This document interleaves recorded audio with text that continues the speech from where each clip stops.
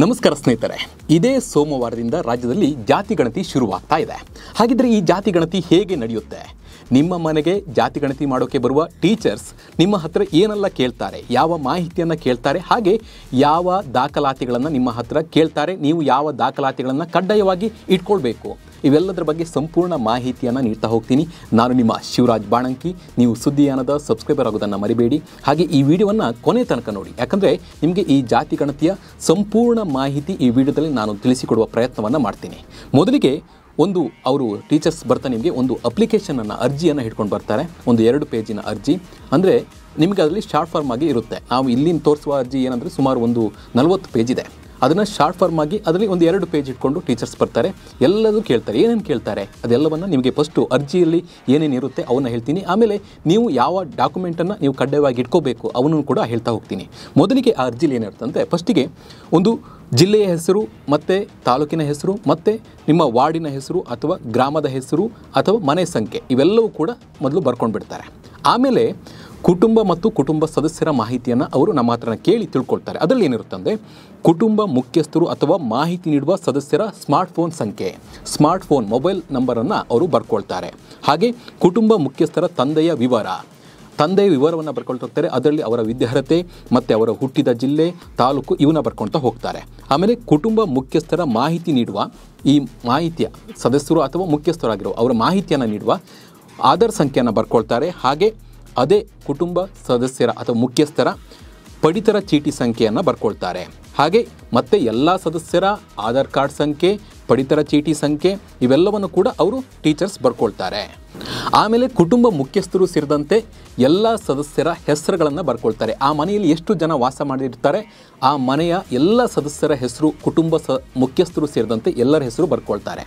ಆಮೇಲೆ ಮುಖ್ಯಸ್ಥರಿಗೆ ಸಂಬಂಧಗಳನ್ನು ಬರ್ಕೊಳ್ತಾರೆ. ಈ ಮುಖ್ಯಸ್ಥರು ನಿಮಗೇನಾಗಬೇಕು, ತಂದೆ ಆಗಬೇಕಾ, ತಾಯಿ ಆಗಬೇಕಾ, ಮಗ ಆಗಬೇಕಾ, ಅಥವಾ ಚಿಕ್ಕಮ್ಮ, ಅಜ್ಜ, ಅಜ್ಜಿ ಈ ಥರ ಬರ್ಕೊಳ್ತಾ ಹೋಗ್ತಾರೆ. ನೆಕ್ಸ್ಟ್ ಏನಿರುತ್ತೆ ಅಂದರೆ ಧರ್ಮ. ಈಗ ಧರ್ಮದ ವಿಚಾರಕ್ಕೆ ದೊಡ್ಡ ಗಲಾಟೆ ನಡೀತಾ ಇದೆ. ಅದೆಲ್ಲ ಒಂದು ಕ್ಲಿಯರ್ ಆಗಿದೆ.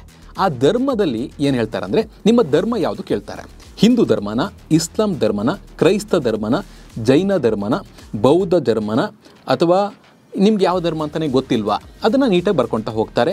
ಆಮೇಲೆ ಜಾತಿ, ನೀವು ಯಾವ ಜಾತಿ ಅದನ್ನು ಕೂಡ ಬರ್ಕೊಳ್ತಾ ಹೋಗ್ತಾರೆ. ಆಮೇಲೆ ಅದಕ್ಕೆ ಉಪಜಾತಿ ಏನಾದರೂ ಇದೆಯಾ? ಈಗ ಒಂದು ಗೌಡ ಅಂತ ತೊಗೊಂಡ್ರೆ ಅದರಲ್ಲಿ ಒಂದಿಷ್ಟು ಉಪಜಾತಿಗಳು ಬರ್ತವೆ. ಹೀಗೆ ಉಪಜಾತಿಗಳು ಯಾವುದಾದ್ರೂ ಇದೆಯಾ, ಅಥವಾ ಜಾತಿಗೆ ಇನ್ನಿತರ ಸಮಾನಾರ್ಥಕ ಆಗಿ ಏನಾದರೂ ಇದೆಯಾ? ಈಗ ಮರಾಠಿ ಅಂತ ಬಂದಾಗ ನಾಯಕ್ ಅಂತ ಬರುತ್ತೆ, ಆ ಥರ ಏನಾದರೂ ಇದೆಯಾ ಅದನ್ನು ಕೂಡ ಬರ್ಕೊಳ್ತಾ ಹೋಗ್ತಾರೆ. ಇನ್ನು ಜಾತಿ ಪ್ರಮಾಣ ಪತ್ರವನ್ನು ಪಡೆದಿರ್ತೀರಾ ಅಂತಲೇ ಕೇಳಿರ್ತಾರೆ. ಇದ್ದರೆ ಹೌದು ಅಂತ ಹೇಳಬೇಕು, ಇಲ್ಲಾಂದರೆ ಇಲ್ಲ ಅಂತ ಅಷ್ಟೇ. ಆಮೇಲೆ ಇನ್ನು ಲಿಂಗವನ್ನು ಕೇಳ್ತಾರೆ. ಲಿಂಗವನ್ನು ಕೇಳ್ತಿದ್ದಾಗ ನೀವು ಗಂಡ, ಹೆಣ್ಣ ಅಥವಾ ತೃತೀಯ ಲಿಂಗಿಯ ಅಂತ ಕೇಳ್ತಾರೆ, ಅದನ್ನು ಕೂಡ ಬರ್ಕೊಳ್ತಾರೆ. ಇನ್ನು ಸಮೀಕ್ಷೆಯ ದಿನದಂದು ಪೂರ್ಣಗೊಂಡ ವಯಸ್ಸು, ಅಂದರೆ ನಿಮಗೆ ಈಗ ಸಮೀಕ್ಷೆ, ಈಗ ಸೋಮವಾರದಿಂದ ಸಮೀಕ್ಷೆ ಶುರುವಾಗ್ತಿದೆ ಅಥವಾ ಶುರುವಾಗಿರ್ಬೋದು. ನಿಮಗೆ ಇವತ್ತು ಅಥವಾ ನಾಳೆ ಬಂದಾಗ ಇವತ್ತಿಗೆ ವರ್ಷ ಎಷ್ಟು ವರ್ಷ ಆಗಿರುತ್ತೆ ಅದನ್ನು ನೀವು ಅಂದರೆ ವರ್ಷ, ದಿನಾಂಕ, ತಿಂಗಳು ಎಲ್ಲವನ್ನು ಅದು ಬರ್ಕೊಳ್ತಾರೆ. ಇನ್ನು ನಿಮ್ಮ ಭಾಷೆ ಯಾವುದು, ಮಾತೃಭಾಷೆ ಯಾವುದು ಅಂತ ಕೇಳ್ತಾರೆ. ಕನ್ನಡ, ಹಿಂದಿ, ಉರ್ದು, ತೆಲುಗು, ತಮಿಳು, ಮರಾಠಿ, ಮಲಯಾಳಂ ಅಥವಾ ಇಂಗ್ಲೀಷ್, ಕೊಂಕಣಿ, ತುಳು, ಬ್ಯಾರಿ, ಅರೆಭಾಷೆ ಈ ಥರ ಇದನ್ನು ಕೇಳ್ತಾ ಹೋಗ್ತಾರೆ. ಆಮೇಲೆ ನೀವು ವಿಶೇಷ ಚೇತನರ, ಅಂಗವಿಕಲರ ಬಗ್ಗೆ ಒಂದಿಷ್ಟು ಮಾಹಿತಿಗಳನ್ನು ಕೇಳ್ತಾರೆ. ಇನ್ನು ಮೀಸಲಾತಿ ನೀತಿಯಿಂದ ಪಡೆದಿರುವ ಸೌಲಭ್ಯಗಳು, ನಿಮಗೆ ಏನೇನು ಸೌಲಭ್ಯಗಳು ಸಿಕ್ಕಿರ್ಬೋದು, ಸರ್ಕಾರದಿಂದ ಸಿಗುವಂಥ ಶೈಕ್ಷಣಿಕ ಸೌಲಭ್ಯಗಳ ಬಗ್ಗೆ ಕೇಳ್ತಾರೆ. ಇನ್ನು ವೈದ್ಯಕೀಯ ಆಗಿರ್ಬೋದು, ಪಶುಸಂಗೋಪನೆ, ಮೀನುಗಾರಿಕೆ, ಮತ್ತು ನೀವು ವಿದ್ಯಾರ್ಥಿಗೆ ಯಾವುದರ ಸೌಲಭ್ಯಗಳನ್ನು, ವಿದ್ಯಾಭ್ಯಾಸಕ್ಕೆ ಯಾವುದೇ ರೀತಿ ಸೌಲಭ್ಯಗಳನ್ನು ಪಡೆದಿದ್ದೀರಾ ಅದ್ರ ಬಗ್ಗೆನೂ ಕೇಳ್ತಾ ಹೋಗ್ತಾರೆ. ಮತ್ತು ನೀವು ಯಾವುದಾದ್ರೂ ಸರ್ಕಾರಿ ಉದ್ಯೋಗದಲ್ಲಿ ಇದ್ದೀರಾ, ನಿಮ್ಮ ಮನೆಯಲ್ಲಿ ಯಾರು ಇದ್ದಾರಾ ಅನ್ನೋದನ್ನು ಕೂಡ ಕೇಳ್ತಾರೆ. ಹಾಗೆ ವಸತಿ ಶಾಲೆ ಮತ್ತು ಹಾಸ್ಟೆಲ್ ಸೌಲಭ್ಯಗಳ ಬಗ್ಗೆ ಕೇಳ್ತಾರೆ. ಅಂದರೆ ಯಾರಾದರೂ ಸೌಲಭ್ಯಗಳ ಪಡೀತಿದ್ದಾರಾ, ವಸತಿ ಸೌಲಭ್ಯಗಳು ಅಂದರೆ ಶಾಲೆ, ಹಾಸ್ಟೆಲ್ ನಿಮ್ಮ ಮಕ್ಕಳು ಯಾವುದಾದ್ರು ಸೌಲಭ್ಯಗಳನ್ನು ಪಡೀತಿದ್ದಾರಾ ಅದ್ರ ಬಗ್ಗೆನೂ ಕೂಡ ಕೇಳ್ತಾರೆ. ಇನ್ನು ವಿದ್ಯಾರ್ಥಿ ವೇತನದ ಬಗ್ಗೆನೂ ಕೂಡ ಕೇಳ್ತಾ ಹೋಗ್ತಾರೆ. ಇನ್ನು ನೀವು ಹಾಲಿ ಕೆಲಸವನ್ನು ಯಾವ ರೀತಿ ಮಾಡ್ತಾ ಇದ್ದೀರಿ, ಗೃಹಿಣಿಯಾಗಿದ್ದೀರಾ ಅಥವಾ ಕೆಲಸದ ಸಿಕ್ಕಿಲ್ವಾ ಈ ರೀತಿಯಾಗಿ ಕೇಳ್ತಾ ಹೋಗ್ತಾರೆ. ಇನ್ನು ಸರ್ಕಾರಿ ಅಥವಾ ಖಾಸಗಿ ಕ್ಷೇತ್ರದಲ್ಲಿ ಸೇವೆ, ವಿಶೇಷ ಹುದ್ದೆಗಳಲ್ಲಿ ಯಾವುದಾದ್ರೂ ಇದ್ದೀರಾ ಅಂತ ಕೇಳ್ತಾರೆ. ಅಂದರೆ ಸುಪ್ರೀಂ ಕೋರ್ಟ್ ನ್ಯಾಯಮೂರ್ತಿ, ಹೈಕೋರ್ಟ್ ನ್ಯಾಯಮೂರ್ತಿ ಈ ಥರ ಏನಾದರೂ ವಿಶೇಷವಾಗಿ ಯಾವುದರಲ್ಲೂ ಕೆಲಸ ಮಾಡ್ತಾ ಇದ್ದಾರಾ ಅನ್ನೋದನ್ನು ಕೇಳ್ತಾರೆ. ಇನ್ನು ನಿಮ್ಮ ಕುಟುಂಬದ ಕುಲಕಸುಬು ಯಾವುದು ಅನ್ನೋದನ್ನು ಕೇಳ್ತಾರೆ. ಇನ್ನು ಕೃಷಿ, ಸಾಗುವಳಿ, ಪಶುಸಂಗೋಪನೆ, ಕುಶಲಕರ್ಮಿಗಳು ಅಥವಾ ಕ್ಷೌರಿಕರು, ಬಟ್ಟೆ ಹೊಲಿಯೋದು, ಈ ಥರದ ಕೆಲಸಗಳು ಏನಾದರೂ ಕೆಲಸ ಮಾಡ್ತಿದ್ದಾರಾ ಕುಟುಂಬ ಸದಸ್ಯರು ಅನ್ನೋದನ್ನು ಕೇಳ್ತಾರೆ. ಆಮೇಲೆ ಜಮೀನಿನ ಬಗ್ಗೆ ಕೇಳ್ತಾ ಹೋಗ್ತಾರೆ.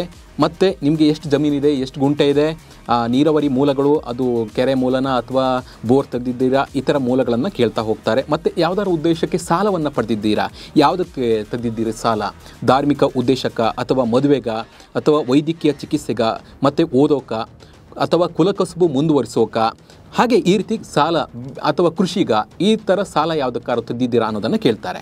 ಇನ್ನು ಜಮೀನಿನ ವಿಧ, ಯಾವ ರೀತಿ ಜಮೀನು ಇರ್ಬೋದು ನಿಮಗೆ, ತರಿ ಮತ್ತು ಈ ಥರ ಎಲ್ಲ ಬರುತ್ತಲ್ಲ, ಅದ್ರ ಬಗ್ಗೆನ ಕೇಳ್ತಾ ಹೋಗ್ತಾರೆ. ಮತ್ತು ಎಷ್ಟು ಎಕರೆ ಅವೆಲ್ಲವನ್ನು ಕೇಳ್ತಾ ಹೋಗ್ತಾರೆ. ಇನ್ನು ಕುಟುಂಬವು ಸರ್ಕಾರದಿಂದ ಯಾವುದೇ ರೀತಿ ಸವಲತ್ತುಗಳನ್ನು ಪಡೆದುಕೊಳ್ತಿದೆ ಅನ್ನೋದನ್ನು ಕೇಳ್ತಾರೆ. ಅಂದರೆ ಗಂಗಾ ಕಲ್ಯಾಣ ಯೋಜನೆ, ಭೂ ಒಡೆತನ ಯೋಜನೆ, ಮತ್ತು ಕೈಗಾರಿಕಾ ಫ್ಲಾಟಲ್ಲಿ, ಮತ್ತು ಕೈಗಾರಿಕೆಯನ್ನು ಸ್ಥಾಪಿಸುವ ನೆರವು, ಕೃಷಿ ಸಂಬಂಧಿತ ನೆರವು, ಯುವ ನಿಧಿ, ಶಕ್ತಿ ಯೋಜನೆ, ಗ್ಯಾರಂಟಿ ಯೋಜನೆ, ಗೃಹಲಕ್ಷ್ಮಿ ಯೋಜನೆ, ಈ ರೀತಿಯ ಯೋಜನೆಗಳನ್ನು ಯಾರು ಪಡೆದುಕೊಳ್ತಿದ್ದೀರಾ ಅನ್ನೋದನ್ನು ಕೂಡ ಅವರು ಈ ಒಂದು ಜಾತಿ ಗಣತಿಯಲ್ಲಿ ಕೇಳ್ತಾರೆ. ಇನ್ನು ನೀವು ನೆಲೆಸಿರುವ ಸ್ಥಳ ಎಂಥದ್ದು ಅನ್ನೋದು ಕೇಳ್ತಾರೆ. ನಗರ ಪ್ರದೇಶನ ಅಥವಾ ಗ್ರಾಮೀಣ ಪ್ರದೇಶನ, ಅರಣ್ಯ ಪ್ರದೇಶನ, ಗುಡ್ಡಗಾಡು ಪ್ರದೇಶನ, ಅಥವಾ ಯಾವ ರೀತಿ ಪ್ರದೇಶದಲ್ಲಿ ನೀವು ನೆಲೆಸಿದ್ದೀರಿ ಅನ್ನೋದನ್ನು ಕೂಡ ಅದರಲ್ಲಿ ಬರ್ಕೊಳ್ತಾರೆ. ಮತ್ತು ವಾಸವಿರುವ ಮನೆಯ ವಿಧ, ಅಥವಾ ಬಾಡಿಗೆ ಮನೆಯಲ್ಲಿದ್ದೀರಾ, ಸ್ವಂತ ಮನೆಯಲ್ಲಿದ್ದೀರಾ, ಅಪಾರ್ಟ್ಮೆಂಟಲ್ಲಿದ್ದೀರಾ, ಅಥವಾ ಈ ಥರವನ್ನು ಕೇಳ್ತಾ ಹೋಗ್ತಾರೆ. ಮತ್ತು ಕುಡಿಯುವ ನೀರಿಗೆ ಯಾವ ರೀತಿ ಬಳಸ್ತೀರಾ, ಬೋರ್ವೆಲ್ ಬಳಸ್ತೀರಾ, ಬಾವಿ ಬಳಸ್ತೀರಾ, ಅಥವಾ ಸರ್ಕಾರದಿಂದ ನೀಡುವಂಥ ನಲ್ಲಿ ನೀರನ್ನು ಬಳಸ್ತೀರಾ ಅನ್ನೋದನ್ನು ಕೂಡ ಇಲ್ಲಿ ಕೇಳ್ತಾರೆ. ಇನ್ನು ಅಡುಗೆಗೆ ಬಳಸುವ ಪ್ರಮುಖ ಇಂಧನಗಳನ್ನು ಕೇಳ್ತಾ ಹೋಗ್ತಾರೆ. ಅದರಲ್ಲಿ ವಿದ್ಯುತ್, ಸೀಮೆಎಣ್ಣೆ, ಗ್ಯಾಸ್, ಮತ್ತು ಸೌರಶಕ್ತಿ ಅಂತ ಕಟ್ಟಿಗೆ, ಈ ಥರ ಏನು ಬಳಸ್ತೀರಾ ಅದನ್ನು ನೀವು ಹೇಳ್ಬೋದು. ಇನ್ನು ಹಾಲಿ ವಾಸವಿರುವ ಮನೆಯ ಸ್ವರೂಪ, ಈಗಾಗಲೇ ಹೇಳಿದಂತೆ ಬಾಡಿಗೆ ಮನೆಯಲ್ಲಿದ್ದೀರಾ ಅಥವಾ ಸ್ವಂತ ಮನೆಯಲ್ಲಿದ್ದೀರಾ, ಈ ರೀತಿ ಎಲ್ಲ ಕೇಳ್ತಾ ಹೋಗ್ತಾರೆ. ಇನ್ನು ನಿವೇಶನ ಹೊಂದಿದ್ದೀರಾ ಅಥವಾ ಹೊಂದಿಲ್ವಾ ಕೇಳ್ತಾರೆ. ಮನೆ ಹೊಂದಿದ್ದೀರಾ ಅಥವಾ ಹೊಂದಿಲ್ವಾ ಕೇಳ್ತಾರೆ. ಹೊಂದಿದ್ದೀರಂದರೆ ಇನ್ನು ಸ್ವಂತದ್ದ, ಅಥವಾ ಸರ್ಕಾರಿ ಜಾಗದಲ್ಲಿದೆಯಾ, ಅಥವಾ ಖಾಸಗಿ ಜಾಗದಲ್ಲಿದೆಯಾ, ಅಥವಾ ಅನಧಿಕೃತ ಸ್ವಾಧೀನದಲ್ಲಿದ್ದೀರಾ, ಈ ರೀತಿ ಎಲ್ಲ ಕೇಳ್ತಾ ಹೋಗ್ತಾರೆ. ಇನ್ನು ಶೌಚಾಲಯದ ವ್ಯವಸ್ಥೆ ಬಗ್ಗೆ ಕೇಳ್ತಾರೆ, ದೀಪದ ಮೂಲಗಳ ಬಗ್ಗೆ ಕೇಳ್ತಾರೆ. ಹೀಗೆ ಎಲ್ಲ ಮಾಹಿತಿಗಳನ್ನು ಇಲ್ಲಿ ನಿಮಗೆ ಮನೆಗೆ ಬಂದಿರತಕ್ಕಂಥ ಟೀಚರ್ಸ್ ಕೇಳ್ತಾರೆ. ಹಾಗೆ ನೀವು ಏನೆಲ್ಲ ಕೊಡಬೇಕಾಗುತ್ತೆ ಅನ್ನೋದು ಕೂಡ ಒಂದು ಪ್ರಶ್ನೆ ಕೇಳುತ್ತೇನೆ. ಅವ್ರು ಬಂದಾಗ ನೀವು ಯಾವ ರೀತಿ ಡಾಕ್ಯುಮೆಂಟ್ಗಳನ್ನು ಕೊಡಬೇಕಾಗುತ್ತೆ ಅನ್ನೋದು ಕೂಡ ಇಲ್ಲಿ ಇಂಪಾರ್ಟೆಂಟ್ ಆಗುತ್ತೆ. ನಾನು ಮೊದಲೇ ಹೇಳಿದಾಗೆ ನೀವು ಆಧಾರ್ ಕಾರ್ಡನ್ನು ಕಡ್ಡಾಯವಾಗಿ ಇಟ್ಕೋಬೇಕು. ಹಾಗೆ ವೋಟರ್ ಐ ಡಿನೂ ಕೂಡ ನೀವು ಕಡ್ಡಾಯವಾಗಿ ಇಟ್ಕೋಬೇಕು.